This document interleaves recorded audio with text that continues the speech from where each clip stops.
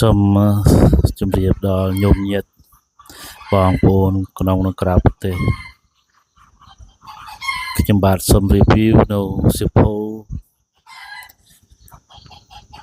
អក្សរខេមរៈភាសាខ្មែរដើម្បីជូនដល់សិស្សនៅឆ្នាំ2026រួមមានវិជ្ជាខេមរៈភាសាអក្សរខ្មែរពាក្យទី1ភាសាខ្មែរនឹងសរសេរអានថ្នាក់ទី1ថ្នាក់ទី2ថ្នាក់ទី3ចំណែកនេះគឺប៊ិចសរសេរនោះគឺប្រអប់សៀវភៅសរសេររួមមាន16ប្រអប់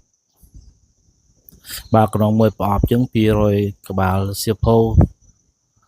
អញ្ចឹងទេ200គុណអយ16ប្រអប់មានចំនួន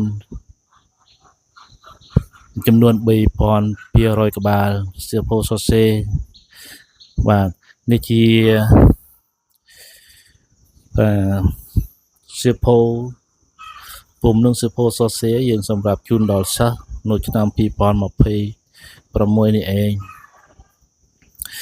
ឆ្នាំនេះដោយថវិកាយើងមានចំនួនតិចគឺ$2,500ហើយបដូរជាលុយវៀតណាមគឺបាន60លានជាងបាទហើយខ្ញុំជាសៀវភៅរួមទាំងអស់នោះបានថប់62លានហើយបាទចំណែកថាលុយថវិកាយើងនោះក៏មាននៅសេសសល់ប្រហែលលានទេហើយលុយដែលយើងបំរុងចេញនៅថ្ងៃស្អែក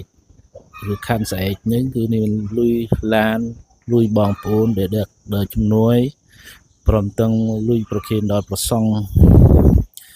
ផងហើយជាងនឹងនោះគឺខ្ញុំនឹងលៃលកខ្លួនខ្ញុំបន្តបាទដើម្បីនឹងយើងធ្វើឲ្យបានសម្រេចក្នុងឆ្នាំ2026នេះខ្ញុំបាទសូមថ្លែងអំណរអគុណយ៉ាងជ្រាលជ្រៅចំពោះលោកគ្រូប្រធានលោកគ្រូថេកសិចានដែលជានាមគតិប្រធានបថលទំនុកបំរុងបថលព្រមទាំងបងប្អូនផ្សេងទៀតដែលបានឧបត្ថម្ភគ្រប់គ្រងនៅការលើកទទួលវប្បធម៌អក្សរសាស្ត្ររបស់យើងនៅខ្មែរកម្ពុជាក្រុងវៀតណាមនេះខ្ញុំបាទសូមតំណាងដល់សិស្សក៏ដូចជាលោកគ្រូអ្នកគ្រូញោមញាតិ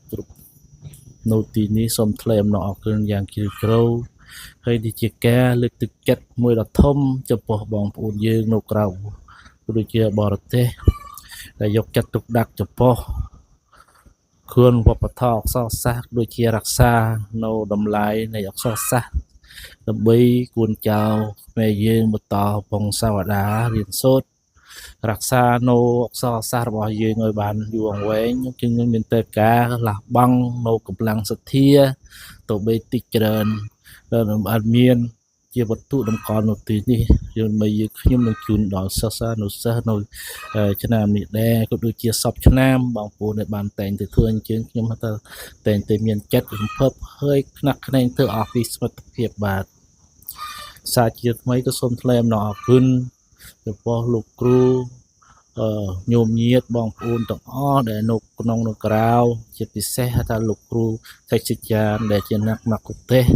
ឧបត្ថម្ភខំប្រពថលព្រមទាំងក្រុមគ្រួសាររបស់គាត់មានអ្នកម្ដាយថេកសុផលព្រមទាំងគូនមានក្នុងនោះមានបងថេកធនារាដែលជាអ្នកមគ្គុទ្ទេសក៍បថលផងដែរខ្ញុំបាទក៏សូមថ្លែងអំណរអគុណយ៉ាងជ្រាលជ្រៅបាទ